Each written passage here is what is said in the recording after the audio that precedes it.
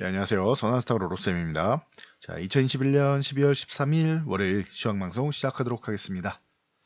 자, 먼저 뉴욕 지수 확인해 보도록 하겠습니다. 자, 다우 지수는 이제 35,800포인트를 넘어서 36,000포인트를 두들기고 있습니다. 뭐 0.6% 상승을 했는데 중요한 건 35,800포인트를 돌파를 했다라는 것입니다. 여기서 뭐 살짝 휴식은 나올 수 있겠지만 여기 흔들기 정도 나올 수 있겠지만 돌파 가능성은 뭐 좋아 보인다. 자, 나스닥은 돌파를 못했어요. 상승은 했지만 나스닥 같은 경우는 이제 속도가 좀 빨라집니다. 하지만 15,800에 저항을 한번 받고 쉬었다가 뭐 돌파할지 뭐 한두 번 건드리면 또 돌파 시도는 할 수 있다 말씀드렸는데 이번에는 그동안과 다르게 나스닥보다 다우 지수가 더 빠르죠. 자, 이게 미국 11월 소비자 물가 지수가 이제 뭐 39년 만에 최고치를 기록했다 해서 인플레이션 압력이 지금 가속되고 있습니다.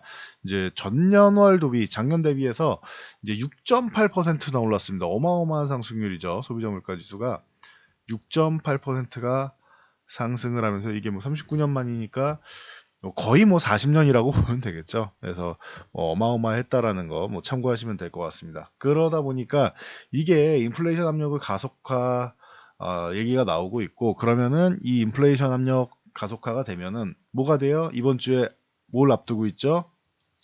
FOMC 회의를 앞두고 있죠. 그럼 FOMC 회의에서 테이퍼링을 가속화할 가능성이 높아진다. 그럼 금리 인상 시기가 조금 당겨질 가능성이 있다라는 것. 테이퍼링 가속화도 뭐 확정이라기보다는 논의 정도는 일단 한다라는 거예요. 근데 이 논의 결과가 가속화를 하는 것으로 결정이 된다라고 하면은 뭐 이번 주에는 이 FOMC 결과에 따라서 금융주나 보험주 같은 쪽이 한번 움직일 수 있다라는 거 참고하시면 될 것 같습니다. 자, 우리나라 지수는 이제 미국장 영향으로 개장 초에는 위쪽 방향으로 올라가고 있었습니다. 3040포인트에서 3050포인트 쪽으로 붙어 가다가 이제 상승세가 조금 꺾이면서 휴식을 취했다 해서 이제 코스피는 이제 약보합권 최근에는 횡보하는 모습을 보이고 있죠. 상승이 정체되면서 횡보하는 모습을 보였다.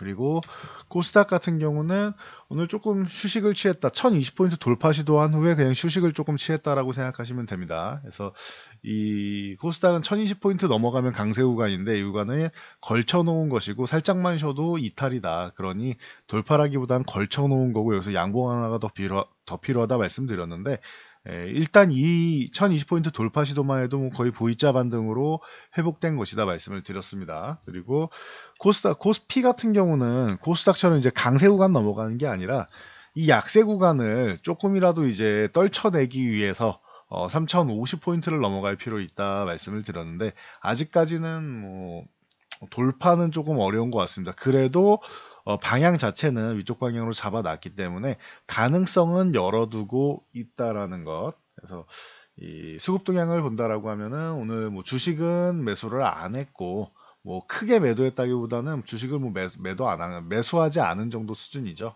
코스닥만 조금 매도를 했고 그래도 코스닥은 누적으로 꾸준히 주식을 매수하고 있다. 코스피는 최근에 이제 공매도 쳤던 부분 저점 구간에서 이제 쇼커버링 일부는 이제 정리가 들어왔다라고 보시면 돼요.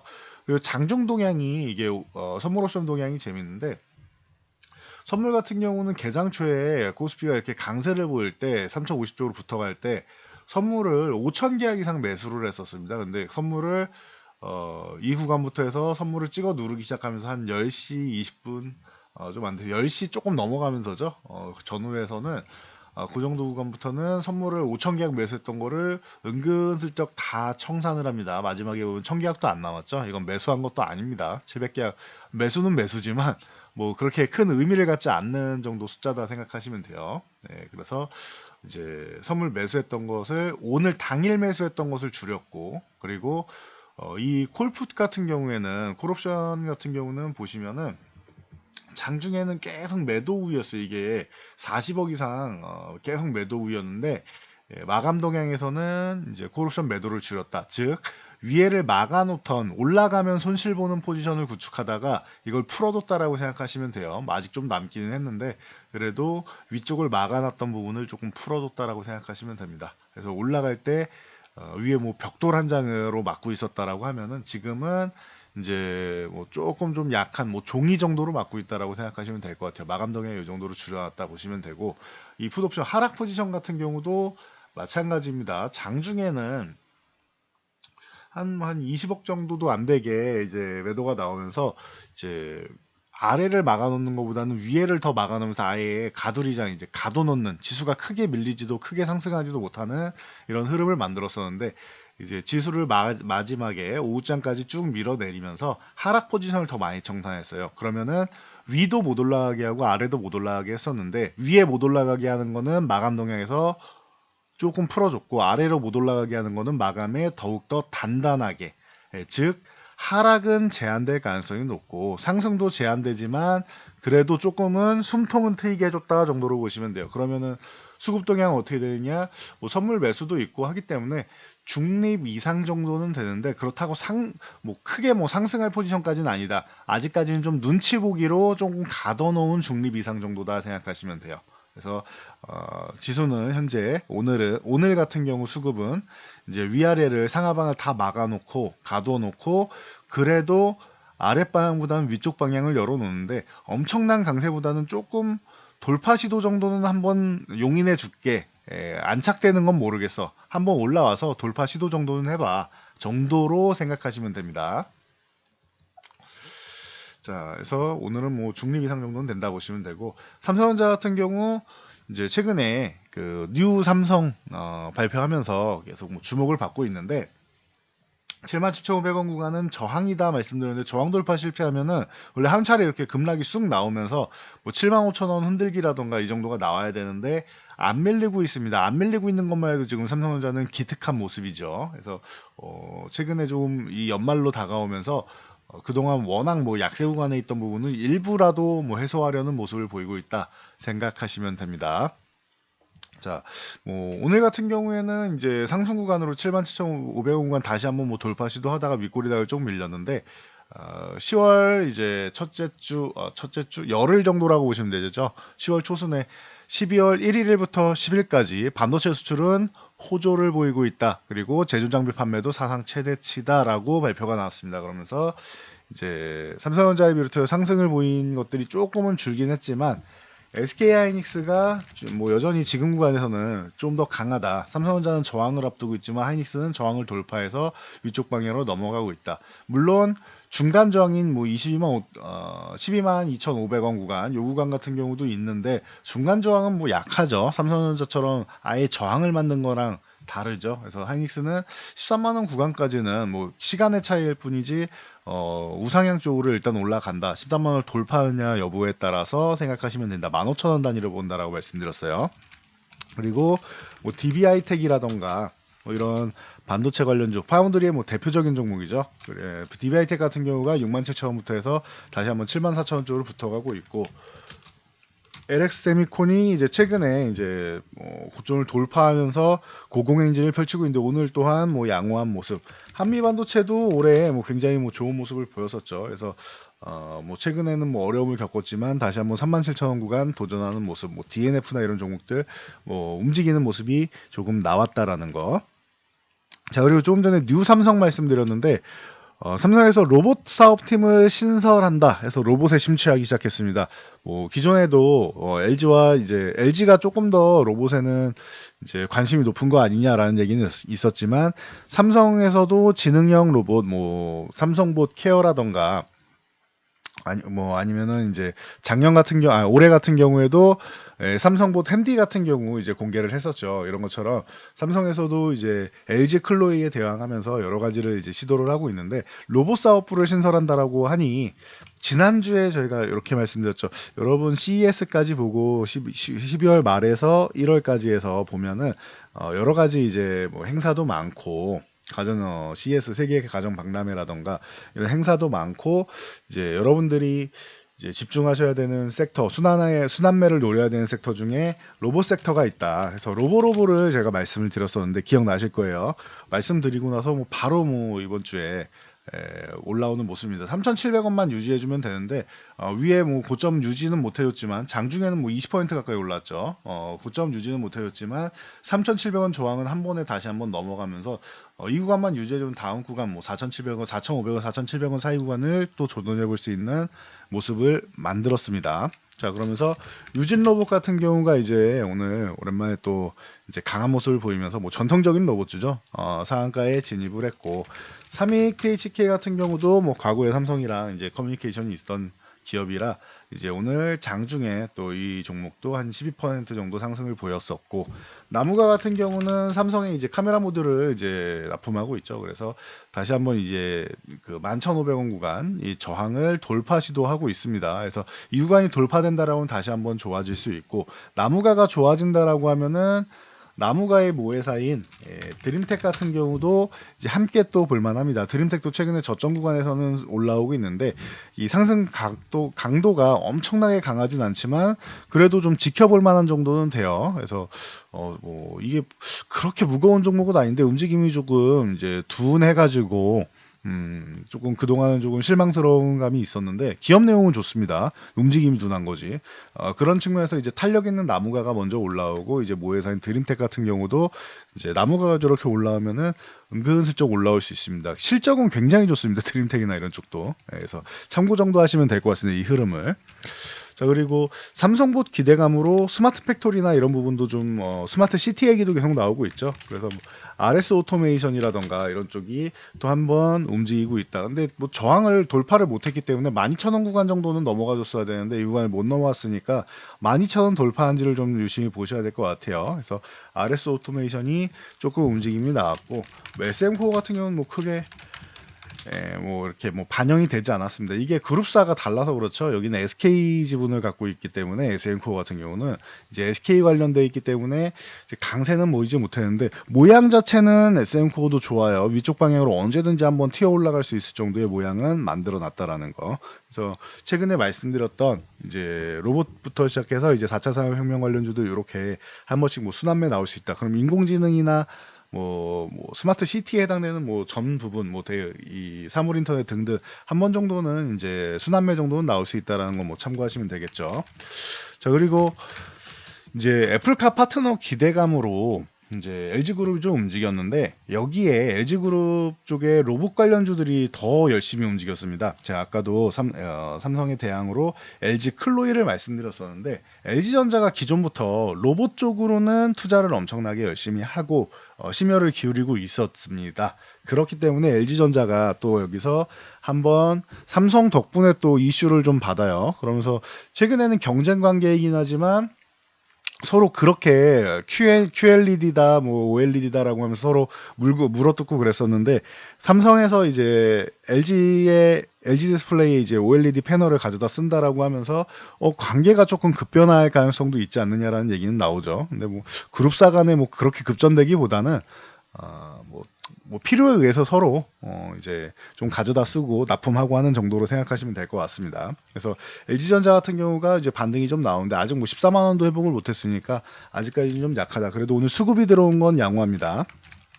자, LG노텍 같은 경우는 기존부터 말씀드렸듯이 이제 애플에서 애플카 기대감도 있고 전장 쪽으로 진출을 했기 때문에 전장 쪽으로 기대감이 있고 거기에 이제 메타버스 쪽이나 뭐 XR 글라스 해서 가상현실 쪽으로 글라스가 나온다라고 하면 LG노텍에 이제 카메라 모듈이 들어갈 가능성이 높다라고도 누누이 말씀드렸고 자 로봇 쪽으로는 로보티즈랑 로보스타가 LG그룹 계열이죠. 그러다 보니까 이렇게 이제 로보티즈 같은 경우는 이제 LG에서 이제 2대 주주로 이제 들어가 있고 자 그리고 로보스타 같은 경우는 LG그룹이 뭐 최대 주주로 있죠. 그래서 로보티즈, 로보스타 같은 경우는 항상 로봇 얘기 나오면 들어오고 LG그룹사 얘기 나오면 항상 나온다라는 거 다시 한번 체크하시면 될 것 같습니다. 자, 애플카 방금 말씀드렸는데 2015년에는 또 완전 자율주행차로 출시한다라는 기대감이 나오고 있죠. 그래서 뭐 인포뱅크라던가 이런 종목들이 뭐 같이 한번 움직였고 에이테크 솔루션이 예, 오늘 오랜만에 또 이제 순환이 뭐 예쁘게 잘 나왔습니다. 한동안 좀 휴식을 취하고 있었는데 14,500원 요 구간에서 15,500원 걸리는 구간인데 저항 구간인데 한 차례 올라왔습니다. 그래도 돌파는 아직 못했죠. 거래량은 좋으니까 한두 번 또 건드리다 보면은 돌파 기대감 정도는 만들 수 있습니다. 그래서 다시 말씀드려 이렇게 연말에서 연초에 정책 관련주라던가 아니면은 뭔가 기술을 발표하는 이런 행사들 이런 부분이 나오기 때문에 순환매 나올 수 있는 섹터들을 여러분들이 좀 같이 보시면은 좀 좋습니다. 평소에는 신경도 안 쓰던 그래핀 관련주 같은 게 갑자기 튀어오른다던가 할 수가 있죠. 연말에는 뭐 그래핀 관련주 하면 뭐 국일재질을 비롯해서 뭐 XINC나 뭐 상보나 뭐 이런 종목들이 많이 나오는데 이런 종목들이 가만히 조용히 있다 갑자기 뭐 그래핀 얘기 나오면 한 번씩 튀어오르는 게 이제 연말에서 연초인데 이런 부분도 뭐 참고하시면 될 것 같아요. 이렇게 순환매가 나온다라는 거. 그래서 에이테크 솔루션 외에도 뭐 라닉스나 칩셋 미디어 뭐 워낙 많이 말씀드렸으니까 모바일 어플라이언스 이런 종목들이 움직였다라는 거. 이런 흐름을 여러분들이 잡고 가셔야 돼요. 이 종목들을 다 매매할 수는 없어요. 그런데 이 흐름이 기존에는 한쪽에 쏠려 있었다면은 이제 순환매가 나오고 좀 시장이 좀 정상화, 예상하는 대로 좀 잘 움직이고 있는 정상화되고 있다라는 정도로 보시면 될 것 같아요. 그러면은 지금까지 이제 바닥에서 바운딩 되는 거 잘 지켜보고 있다가 바운딩 하는 것도 확인이 됐고 시장이 정상적으로 순환매하는 것도 확인이 됐죠. 그러면은 이 시장에 맞게 이제 포트폴리오를 다시 한번 구성하셔도 되는 겁니다. 지난주부터 해서 구성하면서 이제는 포트폴리오를 다시 한번 완성해 나갈 수 있는 타이밍이 왔다. 그리고 포트폴리오를 교체하더라도 이런 구간 확인하고 나서 들어가는 게 더 유리한 거다. 예측으로 갈 수 있죠. 예측으로 갈 수 있는데 만약에 예측이 또 안 맞아버리면은 올해 이제 시장이 이제 뭐 공매도 리포트라던가 뭐 한 달 만에 뭐 구조를 뭐 매도한다던가 수급적으로 여러분들을 많이 힘들게 했는데 이 부분에서 또 역행하면은 이제 피곤해지는 거 아니겠습니까? 그러니까 이번에는 좀 신중하게 해서 이제 12월 한 중순 정도에 뭐 FMC도 이번에 결과가 나오니까 결과 나오면은 보시면 되지 않을까 싶습니다. 참고하시기 바라고요. 자, 현대차 같은 경우도 이제 미국의 자동차주들이 강세를 보여서 업황 회복 기대감 얘기가 나오고 있죠.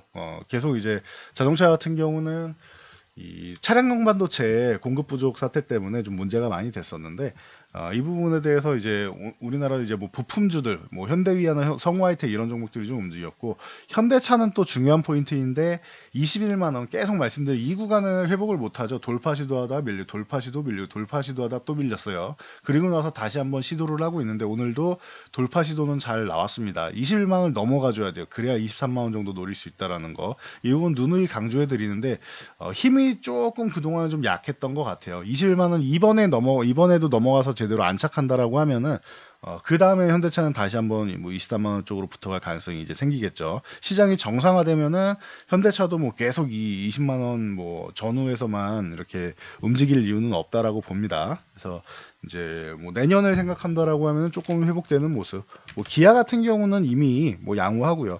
현대차는 요 아래쪽에 있는데 기아는 위에 있죠. 마치 삼성전자는 이 아래에 있는데 SK하이닉스는 요 좀 더 올라와 있는 거랑 비슷한 모습이 아닌가 싶습니다. 그래서 기아 같은 경우는 뭐 9만 원이 저하니까 참고하시면 될 것 같습니다. 자, 그리고 진단키트 관련주가 지난주에 좀 안 올랐습니다. 순환매가 좀 덜 돌았습니다. 확진자가 7천 명이 넘고 하는데 이렇게까지 안 움직이는 건 조금 의아하다 말씀드렸는데 오늘 이제 다시 한번 뭐 대장주인 그 원조 대장주죠. CGN이 뭐 7만 원 구간을 도전을 했습니다. 그럼 7만 원 구간 넘어가면 또 이제 뭐 8만 원 구간 도전, 만 원 단위로 보시면 되기 때문에 일단 7만 원 구간은 이제 딱 걸쳐는 놨습니다. 여기서 한 차례 힘을 내준다라고 하면 8만 원 다시 한번 도전하겠죠. 8만 원을 넘어가 준다라고 하면 이제 CGN은 뭐 제자리에 찾아가는 거고 그동안 워낙 뭐 저평가돼 있다 보니까 8만 원 아래 있을 종목은 아니죠. 이 종목은 10만 원대를 넘어가도 이상할 건 없지만 뭐 이 코로나가 뭐 종식되면은 진단키트가 얼마 안 쓰이는 거 아니냐라는 우려감까지 고려해도 8만 원 아래 있을 종목은 아닌 것 같아요. 그 이후에 이 시장 같은 경우는 계속 이제 M&A 과정도 알아보고 있고 이제 추가적인 사업을 왜냐하면 캐시를 많이 쥐고 있었기 때문에 작년과 올해 제 캐시를 많이 들고 있기 때문에 뭐 실적만 보셔도 여러분들이 쉽게 아실 수 있을 것 같아요.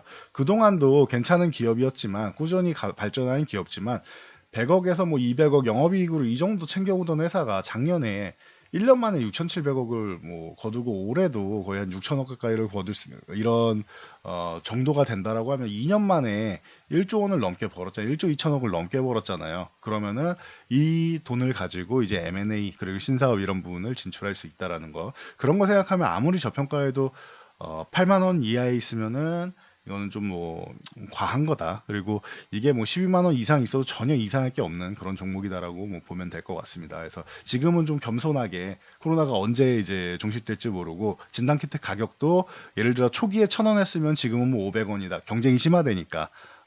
우리 마스크도 그랬잖아요. 자, 뭐 1,500원에 뭐 두 장씩만 사가세요 했었는데 요일제로 해가지고 했었는데 지금은 뭐 인터넷으로 보시면은 몇백 원 안 하는 거 여러분들이 더 잘 아실 거고요.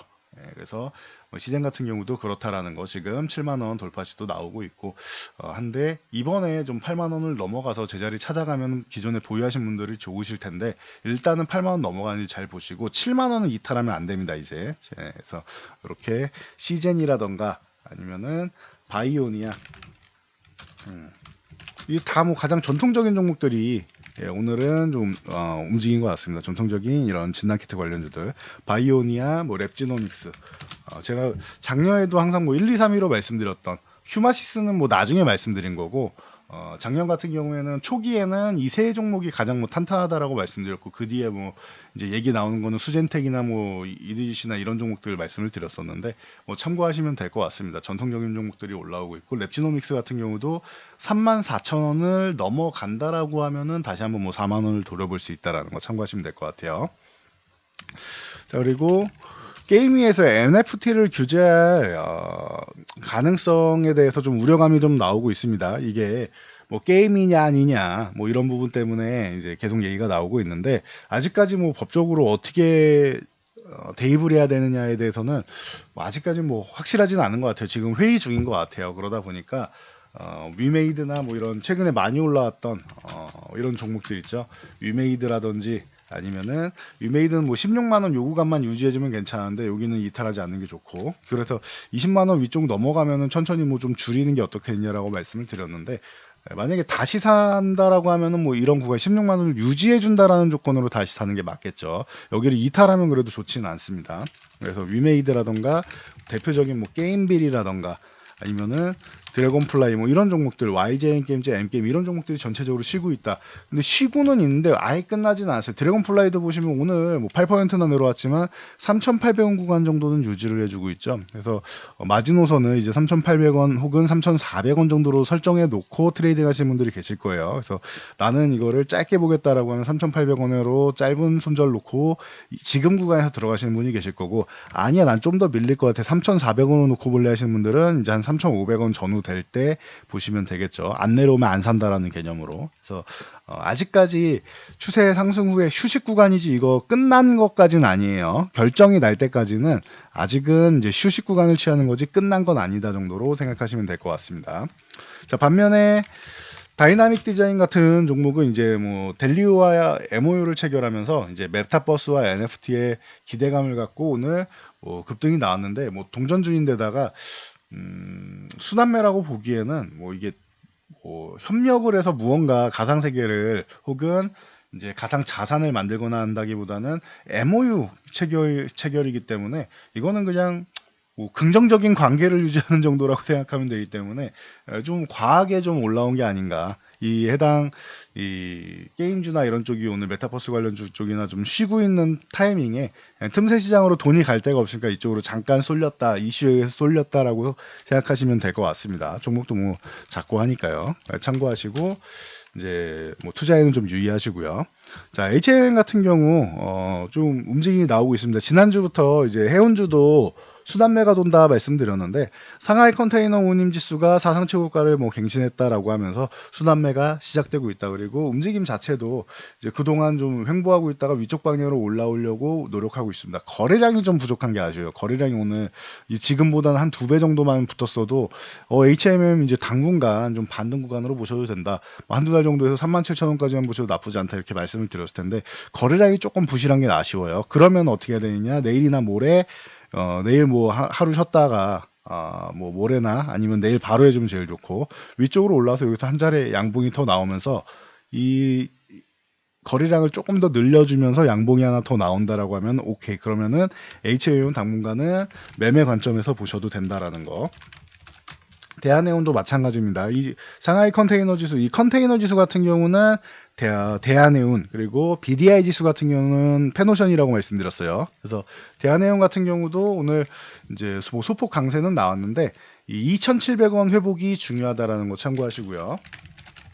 자, 페노션 같은 경우는 이제 뭐 BDI 지수에 좀 더 연관이 깊다라고 말씀드렸는데 일단 5,500원 회복된 게 좋다라고 말씀드렸고 이 구간부터 이제 61선 뭐 오늘 저항 받았는데 이 구간 뭐 넘어가게 되면 7,000원까지는 뭐 중장기적으로는 좀 볼 수 있는 종목이 아닌가 꾸준히 보시면 될 것 같습니다. 자, 화학주도 순환매 나온다 계속 말씀드렸는데 금호석유가 오늘도 뭐 좋은 모습을 장중에 보이면서 19만원 쪽을 붙어가고 있습니다. 그러면서 거래량도 오늘 늘려주고 있어요. 그래서 21만원까지는 뭐 어렵지 않은 구간이기 때문에 흐름은 잘 타고 있다라고 보시면 되고, 중소형 화학주로 이소화학은 뭐 자주 말씀드리는데 중소형주 노리시는 분들, 화학주 노리시는 분들은 이 이소화학이 이 15,000원대 요 구간만 잘 유지해 준다라고 하면 이 종목도 살금살금 모아가 볼 만한 종목이다라는 거 참고하시면 될 것 같습니다.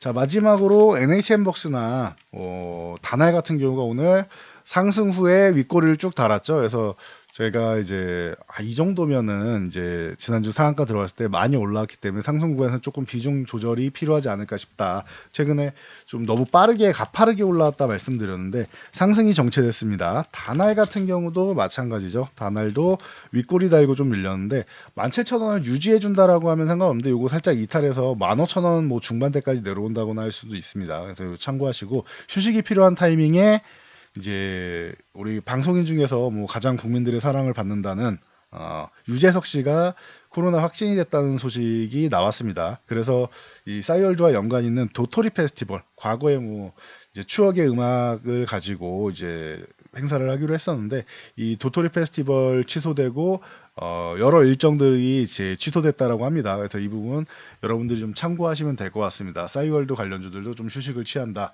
그리고 이제 얼마 안 남았죠. 이번 주니까 12월 17일에 이제 싸이월드가 오픈을 하는데 이제 메인 같은 경우는 공개가 됐죠. 그러다 보니까 이제 슬슬 뭐 재료 노출에 대한 얘기도 나올 수 있다라는 거 여러분들 참고하시면 될 것 같습니다. 그래서 추세가 유지된다라면 모르겠지만 중간에 한번 쉬는 타이밍을 잡을 필요가 있었는데 이런 소식이 나왔다라는 거 여러분들 참고하시면서 여러분들도 항상 건강에 유의하시기 바랍니다. 자, 오늘 이슈는 이 정도로 정리해 드리도록 하겠습니다. 자, 영상이 도움되셨다면 좋아요와 댓글 하나씩 남겨주시고요. 영상 잘 참고해서 모두 안전 투자하시기 바랍니다.